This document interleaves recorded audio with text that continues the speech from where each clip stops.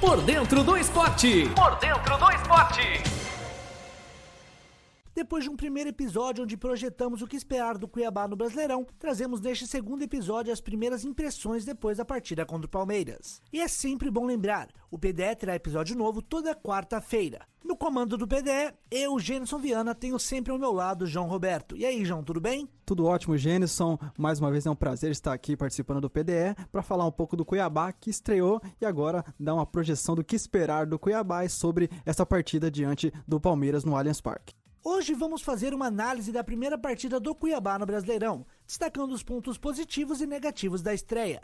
No quadro Torcedor no PDE, quem vai falar com a gente é Juliana Bino, torcedora do Palmeiras e do Cuiabá. Na agenda PDE, vamos lembrar o próximo compromisso do Cuiabá e também a data do nosso próximo episódio. E temos uma novidade, começamos hoje o quadro Palpite PDE. João e eu deixaremos nossos palpites para o próximo jogo do Cuiabá, e você ouvinte pode participar. Fique ligado nas redes sociais da Rádio Conte, é @Rádio Conte. Sua participação vai valer prêmios, um oferecimento Grupo Focus, 30 anos levando as melhores marcas até você.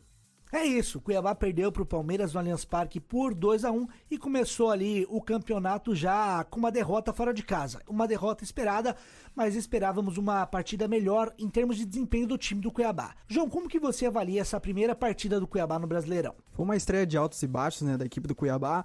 Aparentemente parecia um time que tinha estreado na temporada, né, alguns jogadores provando que estão sem ritmo. No lateral Patrick Calmo, que foi revelação no Campeonato Gaúcho, né, tá na seleção do Campeonato Gaúcho, mas tava muito perdido, sem ritmo, tava dando alguns botes dando na marcação ali nos jogadores do Palmeiras de forma precipitada. Porém, no final da partida foi crescendo, foi evoluindo, até porque o Palmeiras, a gente até comentou, tirou um pouco do pé, colocou o pé no freio. Eu acho que de certa forma subestimou o que o Cuiabá poderia fazer. Chegou ao gol de empate, e aí veio o segundo tempo, esperávamos que o Cuiabá mantesse pelo menos esse encaixe na marcação e explorasse em velocidade. Só que aí veio a fatídica expulsão do Felipe Augusto, que comprometeu a equipe do Cuiabá, e acabamos tomando gol e 2-1. Avaliando a partida, me surpreendeu, esperava que o Palmeiras fosse mais com uma superioridade um pouco maior do que foi no jogo, e o resultado também fala por si só, né? Um 2-1, a derrota era esperada, mas se for colocar assim na média, o Cuiabá fez uma média assim 4,5 para 5. Excelente nota, eu gosto desse tipo de nota, o Cuiabá reprovaria então. Falando sobre a temporada, né? Parece realmente que foi o primeiro jogo da temporada, até porque o nosso estadual tem um nível técnico muito abaixo, então é normal o Cuiabá se sobressair. Na temporada, como falamos durante a transmissão, 19 jogos até então, fez o 20º contra o Palmeiras. São 15 vitórias, 2 empates e 3 derrotas. São 45 gols marcados aí e 13 gols sofridos, com essa derrota de 2-1 já os números atualizados. O Campeonato Brasileiro se projeta como um dos mais difíceis para o Cuiabá por conta dos times que subiram e dos times que desceram. Então temos 15 campeões nacional dos 20 participantes.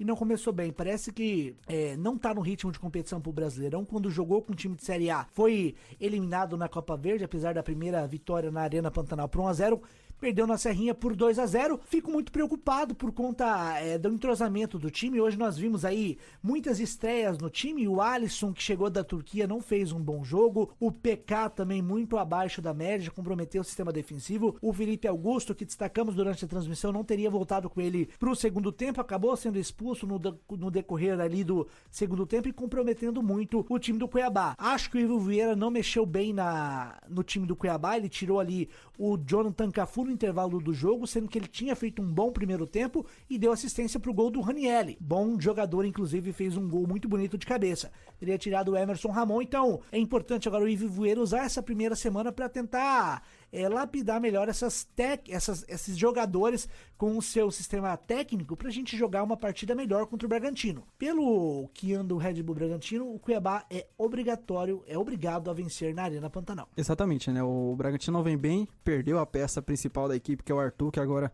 tá na equipe do Palmeiras, né? Eu tenho uma questão assim, que eu acho que o Ivo Vieira já treinava essa equipe, né? Pelo menos os 11 iniciais ali, porque a boa parte deles não foi relacionado, então tem alguns jogadores jogadores ali que nos treinamentos estavam se destacando e até por isso teve bastante modificação. Eu acho que foi precipitada a entrada do Alisson na zaga, porque o Ala Imperiur com o Marlon já é uma dupla que jogou 2 temporadas do Campeonato Brasileiro, então já estava adaptada. Tudo bem que o Ala Imperiur estava voltando, né, não estava sendo nem relacionado para as finais do Mato Grossense, porém ainda assim é um zagueiro mais técnico, de qualidade, podíamos dizer, mais refinada que o Alisson, né? O Patrick Calma foi porque realmente a lateral esquerda só tem ele, assim, de origem, porque o Wendel ainda segue lesionado, mas eu achei que ele ia continuar improvisando o Mateuzinho na esquerda e o Matheus Alexandre na direita. A gente viu porque poderíamos ter tomado mais gols na partida contra o Palmeiras, principalmente porque o Patrick Calma teve momentos ali que parecia que nunca tinha jogado, de certa forma acho que nunca jogou no Campeonato Brasileiro da Série A, apanhou muito do lado esquerdo que o Dudu ali deitou e rolou. Agora, vai ter modificação porque o Felipe Augusto não vai jogar, me surpreendeu nem o Ronald nem o Fernando Sobral estarem como titulares, e eu acredito que o Fernando Sobral deve ser a peça que vai entrar ao lado do Ranieri e do Pablo Cepelini, então deve ser essa linha de 3 no meio de campo. A dúvida fica na ponta, né? Acho que o Emerson Ramon deve ir pro branco na próxima partida porque não fez um bom desempenho. Não sei se o Wellington Silva deve ocupar essa zaga ou até o próprio Nicolas Quagliato, porque ele jogou bem, entrou bem ali, teve até uma chance numa tentativa de fora da área, então pode ser que o Cuiabá tenha ali umas 2 ou 3 modificações para partida do Bragantino. Concordo contigo que tem que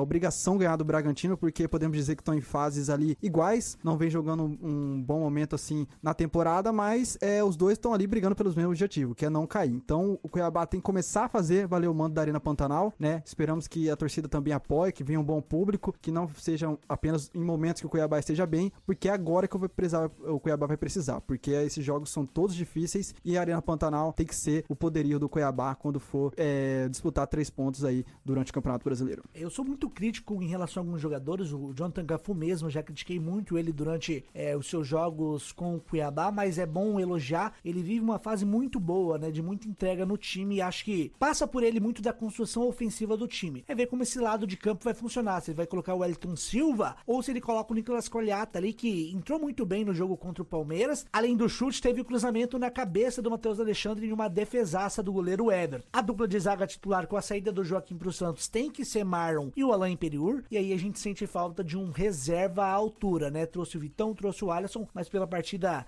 contra o Palmeiras, o Alisson não se mostrou apto ainda pra disputar um Campeonato Brasileiro, talvez falte pegar ritmo. É isso, né? O time é esse, eu elogiei durante a transmissão a contratação de meio-campistas, acho que o meio-campo ali tá bem legal com o Ranieri, Fernando Sobral e o Pablo Cepelini. Agora é dar encaixe, melhorar a defesa passa muito por confiança, não dá mais só pra depender do goleiro Walter, dependemos do goleiro no jogo contra o Palmeiras novamente, boas defesas, em lance ali ele salvou 1, 2 bolas, só que na terceira levou gol do Flaco Lopes. Fica o meu questionamento, qual será o próximo time aí do Cuiabá diante do Bragantino, já que ele vai ter que mexer porque teve a expulsão do Felipe Augusto. Não sou o Ivo Vieira, né, mas a gente pode depois projetar um time aí. Falando da sequência, nós já havíamos falado no primeiro episódio, vai enfrentar o Bragantino em casa, depois o Grêmio em casa e depois fora de casa vai visitar o América Mineiro e depois recebe o Atlético Mineiro. Então são partidas bem difíceis aí e como nós projetávamos mesmo, né, a derrota pro Palmeiras já é esperada. Agora contra o Bragantino não pode vacilar. Não pode vacilar porque vacilou em 2021, vacilou em 2022 e não pode vacilar de novo em 2023. Cuiabá precisa mandar na Arena Pantanal, aproveitar para vencer os seus jogos, que o torcedor não aguenta mais sofrer. Exatamente, né? Eu acho que o Bragantino tem um desempenho bem abaixo contra o Cuiabá, né? Porque eles não vencem desde a época da Série B, né? Que disputou. Ainda há alguns anos não era SAF, mas quando virou da equipe do grupo da Red Bull, foi campeão aí, subiu com 3, 4 rodadas de antecedência, mas o Cuiabá conseguiu ganhar e tirar pontos do Bragantino. Na Série A não foi diferente, também conseguiu bons resultados, mas concordo que na temporada passada desperdiçou, principalmente aquele jogo na Bia Bichedid, que o Cuiabá teve chance de ganhar e tomou a derrota de uma forma assim que a gente não entendeu. Agora, concordo que o setor defensivo precisa ser reforçado. Ano passado a gente teve o Sid Clay, Igor Cariús e o Wendel na lateral esquerda. Tivemos o azar do Sid Clay e do Wendel saírem lesionados, e o Igor Cariús também estava lesionado, e aí começou a jogar meio que forçado, não recuperou 100%, e a gente viu o desgaste que estava naquela lateral esquerda. Lateral direita, temos o Mateuzinho, que é um lateral direito talentoso, Matheus Alexandre, que estava no Curitiba, mas não era tanto utilizado, então também acredito que precisa reforçar a lateral direita, e a zaga a gente tá apostando em alguns jogadores que o Vitão não passou pela Série A. Tava no Arucô, que é uma equipe que jovem também no futebol paranaense, jogou numa ação aqui de Mato Grosso, mas tem muita pouca passagem em grandes competições. E o Alisson ficou muitos anos no futebol turco, o time que ele tava é o 15º no atual campeonato, então é o penúltimo colocado, então a gente precisa sim reforçar esse setor defensivo, porque a gente olha a escalação hoje, hoje, Walter, gera confiança. Agora a gente olha o sistema defensivo, já fica com o pé atrás, porque se tivesse o Marlon e o Alan Periú, a gente fala, é uma zaga que já tá por tantos anos e com o Walter eles conseguem se dar bem, mas as laterais a gente ainda acredita que tá expostas, né? Então é um trabalho que o Ivo Vieira vai depender, mas a gente sabe que talvez a gente vai ter essas laterais só na metade da temporada, que é quando o Cuiabá possivelmente vai contratar. Agora, essa sequência é dura, porque por mais que sejam 2 jogos na Arena Pantanal, o Bragantino, creio que as duas equipes vão pressionadas, a depender, né, de como vai ser os resultados, porque o Bragantino tem a Sul-Americana, né? Então ele vai jogar no meio de semana, no próximo jogo também pela fase de grupos, e o Cuiabá vai com um calendário mais à vontade, assim podemos dizer, vai de forma mais uma semana para trabalhar de forma folgada. Agora, o Grêmio em casa, por mais que seja jogando na Arena Pantanal, o Grêmio é forte, a gente viu, tem equipe com Luiz Soares, PP, tem outros atacantes muito bons, o meio de campo, uma linha defensiva também consistente, é bom de falar que o Grêmio é muito difícil também, uma equipe que toma gol, então o Cuiabá vai ter dificuldade, e aí o América fora, por mais que teve uma derrota na estreia pro Fluminense, de 3-0, mas o Fluminense tá em outro nível, né, usando a frase famosa do Bruno Henrique, tá em outro patamar, e aí tem o Galo em casa também, vai pegar 2 grandes times na Arena Pantanal, e fora de casa, um adversário que costuma estar bem num bom momento, então vai ser complicado. E é complicado se pensarmos no poderio ofensivo do Grêmio com o Luizito Soares, no poderio ofensivo do Atlético Mineiro com o Hulk. Nós não temos um nome que assuste os adversários. O Davidson, com todo respeito, não chega ao nível do Hulk e não chega ao nível também do Soares, por mais que ele ache que ele chegue ao nível assim do Lionel Messi, né? Só que menos Davidson. O Davidson mesmo no comportamento dentro de campo e fora de campo contra o Palmeiras, ele se porta muito como torcedor do Palmeiras. Eu acho que falta um pouco mais de respeito à instituição Cuiabá. Um trato. Sobre a campanha em 2021 e 2022, só alguns números, né? Em 2021, Cuiabá perdeu 11 jogos. Em 2022, 6 derrotas a mais. Foram 17 derrotas, e o que pesou muito na campanha do Cuiabá, um time muito inconsistente. É um saldo negativo de 11 gols, enquanto em 2021 um saldo negativo de 3 gols. Acho que nessa temporada se desenha também esse sofrimento, e é muito ruim, que eu não queria isso, mas conversávamos antes da partida, depois é isso que se projeta pela dificuldade. Cuiabá pode ter feito um bom mercado, contratou, só que os outros times também evoluíram. Por exemplo, o Grêmio, que subiu da Série B para a Série A, fez um mercado muito bom, talvez um dos melhores mercados de transferência do futebol brasileiro, e o PP, que jogava no Cuiabá, se encontrou e tá jogando muito no Grêmio. O que ele não jogava no Cuiabá, ele tá com uma consistência impressionante no Grêmio. Acho que até o entorno do Davidson do PP, melhorou, né? Então acho que até por isso, né? Quando você tem jogadores de qualidade ao seu lado, a tendência é você crescer. Se o PP não evoluísse no Grêmio, né? Seria até um desastre pra equipe gaúcha, né? Porque contratou com esse potencial, né? Sabiam do potencial do meia PP, que não é um meia velho, é um jovem jogador ainda, né? Então ele mostrou no Cuiabá, né? Um possível potencial que o Grêmio estava disposto a explorar e tá tendo resultado, né? Então o Cuiabá, eu não acho que o Cuiabá vai sentir falta do PP, porque soube repor muito bem. Claro que tem o Ranieri, que tem um contrato até o fim de 2026, e é um jogador jovem também. O Ranieri, se não me engano, tem 25 ou 26 anos, então vai ser utilizado por um bom tempo. Agora, o Cuiabá precisa pensar nessas próximas partidas. O que?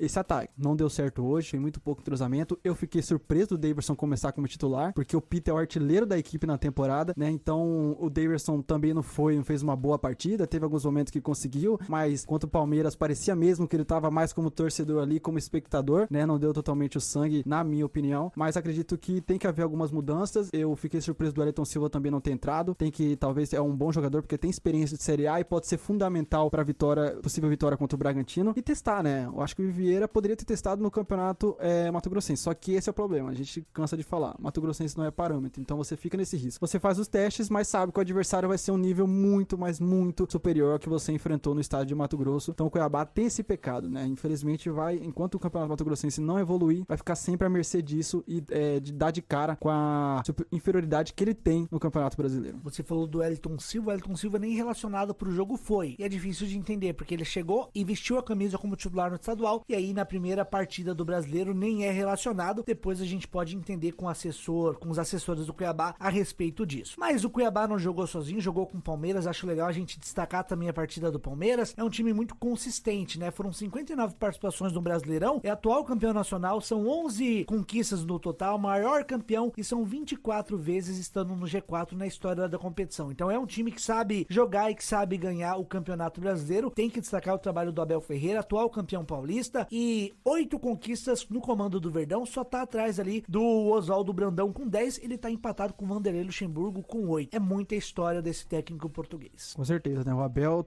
muitos já consideram ele como o melhor treinador da história do Palmeiras, E não tem por que não discordar, né? Tem motivos, porque ganhar 2 Libertadores seguidas, você ganhar o Brasileiro, né, de uma maneira assim incontestável, era uma equipe sólida. E você pegar a equipe do Vanderlei Luxemburgo, ele tinha um elenco fantástico, o Vanderlei Luxemburgo, nos anos que ele estava no Palmeiras, né? Lá nos anos 90, né? Ele tinha, por exemplo, Rivaldo, ele tinha jogadores como Roberto Carlos, ele, quando foi campeão brasileiro com o Palmeiras, ele tinha um vasto elenco que na Europa fez uma grande passagem. Não que o Abel não tenha também um bom elenco, né? Mas, por exemplo, eu acho que o Palmeiras naquele anos 90, poucas equipes tinham tanta qualidade assim como aquele Palmeiras. Hoje a gente pode colocar o Flamengo tem qualidade, o Atlético tem qualidade, só que eles coletivamente não é tão forte quanto esse Palmeiras do Abel, que é uma característica dele que vai ficar marcada possivelmente quando ele sair do Palmeiras. Esse Palmeiras vai deixar saudade pro torcedor e vai ficar, já tá marcado na história do futebol brasileiro. Então, o Abel, pra mim, não, quem fala que ele é o maior técnico da história do Palmeiras, eu não discordo porque há motivos. Inclusive na Rádio Conte eu tenho falado isso. É o maior nome no comando da história do Palmeiras. Sorte do palmeirense que tem o Abel Ferreira, 2 conquistas seguidas de Libertadores, não é pra qualquer um. Mas é isso, acompanhem a trajetória do Cuiabá. Na Rádio Conte iremos transmitir aí as 38 rodadas da competição, sempre no YouTube, no Facebook, na frequência 103.7, no aplicativo, em parceria com o Grupo Focus neste ano.